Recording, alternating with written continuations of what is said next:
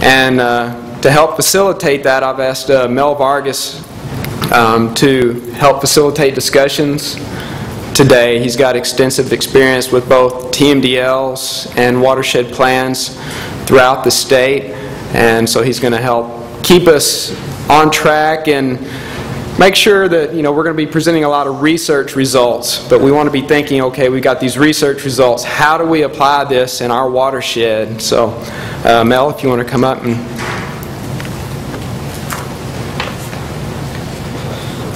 Thanks, Kevin. Good morning, everyone. I appreciate this opportunity to be here today and assist in the goals and objectives of executing the goals and objectives of these Watershed Coordinator Roundtables. So I have kind of the easy part this morning because I don't have to give any answers. I just get to ask questions. But this afternoon, as we try to wrap things up, Kevin and I are really going to have a exciting challenge, I think, to work with you guys and think critically to try and close this session up today with really trying to do what Kevin just said, which is how do we take all this research and science from different arenas around the state and even understanding some of the current science nationally and infuse it into our decision-making processes in each and every one of your watershed protection plans that you individually may be engaged with. That's the real challenge. So I would just ask everyone to start out thinking about this very critically as you hear each presentation. I'm kind of looking at these as 5 major categories of the presentation: the 9:50 slot, the 11 o'clock slot, the 12:30, the 1:20, and then the afternoon one. Create 5 different general topics, but I want you to all be critically thinking throughout the day, how do we take these ideas and issues that are presented and the findings from this research and these studies and integrate them into the 9 key elements of watershed protection plans. I think there's a few of the key elements that some of the things you're going to hear today probably don't have a real connection to and will be very difficult to link. But I certainly think what you're going to hear today, we've got to challenge ourselves as practitioners and figure out how we are going to use this information to do a better job of identifying the sources of the impairments, helping us figure out how to reduce the uncertainty in the models that we use to estimate pollutant loads in a watershed. I'm kind of going down the 9 key elements here. Certainly use what we're hearing today on the evaluation of certain BMPs. How can we use that information to better communicate to our stakeholders that management strategy A is going to get you much farther than management strategy B from a cost and an effectiveness perspective? I don't know about the technical and financial assistance needed to execute the watershed protection plan. There may be some tangents there, but hopefully the creativity in this room will think through how we can make connections there. Certainly the information and education and outreach component of watershed protection plans, we as practitioners got to figure out how to get this information you're hearing today in more understandable terms and link them with education and outreach efforts that individual watershed management plans are trying to execute. Schedules, these may have a bearing on some implementation schedules. Probably just, again, the challenges. Everybody's working in their own little world, in the research world, but we got to get that information out to the practitioners, and it might influence schedules in some way or another.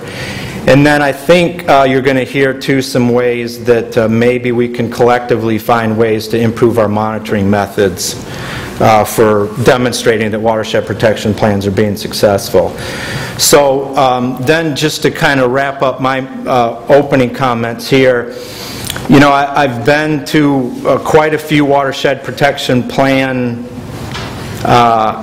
processes here in the state of Texas, and there's a lot of questions that stakeholders ask, at the outset and as you're moving through this watershed protection plan development process. But I jotted down some of these questions, and please understand these questions are being asked by stakeholders that are clearly not the watershed management expertise and knowledge base that we have in this room here today.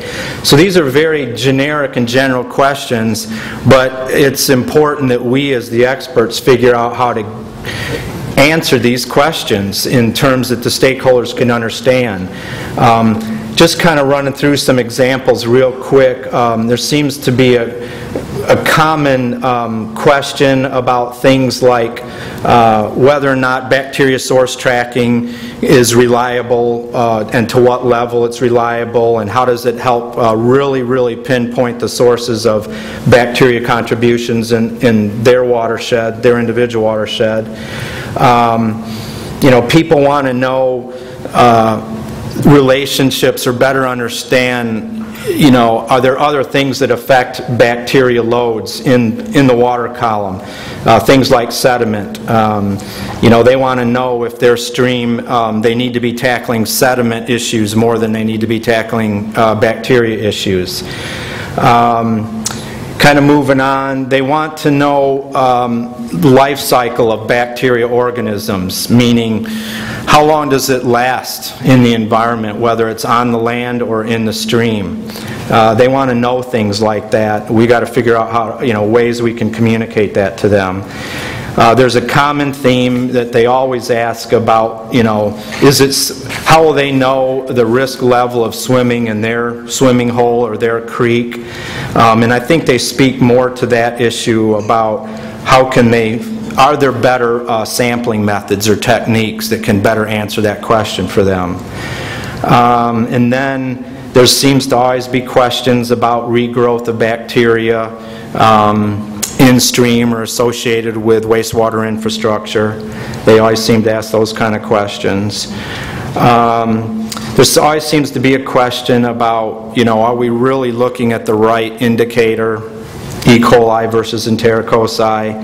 What to do about the constant issue of always having false positives? Are there better methods of sampling in stream to really look at differentiating true pathogens or E. coli that are harmful to humans, when there's a lot of research and science out there now that says a lot of what's analyzed in the lab are non-hazardous environmental types of E. coli that don't have any effect on humans, and those create a lot of problems. So there's just a lot of questions, I think, that all of you have heard in one form or another from your stakeholders. Let's see if we can connect those questions with these topical areas that are presented today, and then we'll redouble back on this afternoon, and hopefully we can connect some of the dots and find better ways to communicate back to the stakeholders how this research will help them address their issues. So with that, I'll close and we'll start digging into the agenda. Kevin, you want to take over here?